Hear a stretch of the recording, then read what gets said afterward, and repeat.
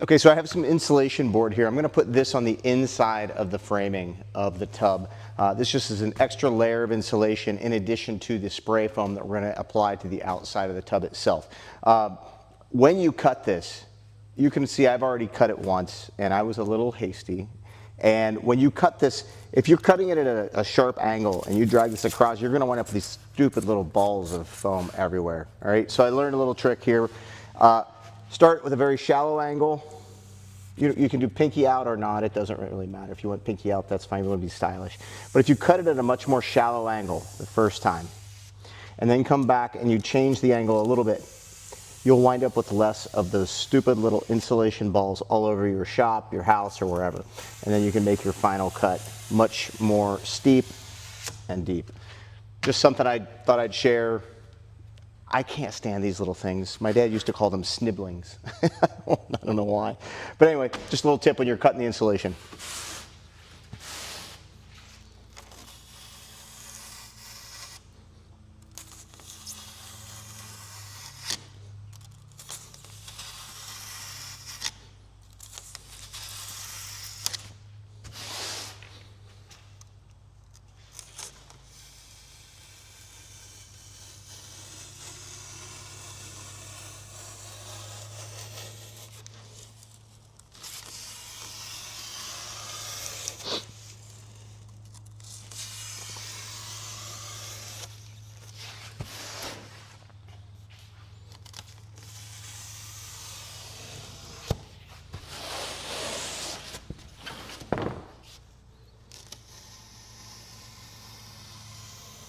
It's kind of like when you're cutting Christmas wrapping paper and you just hit that groove and it goes versus when it goes and you wind up with edges all over.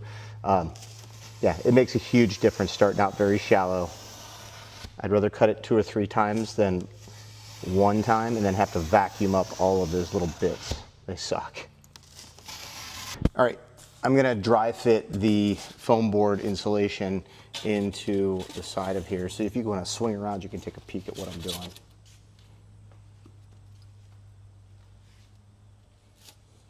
All right, so these were all measured to the interior panel.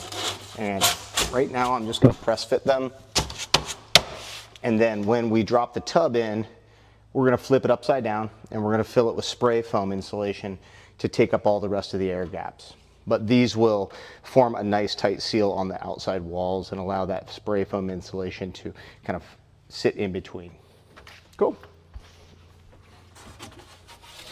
And I'm just gonna put it in there, press fit it in, and we'll just continue all the way around the framing and filling all of those gaps with the foam. Then we'll flip it upside down and spray foam the outside of the tub.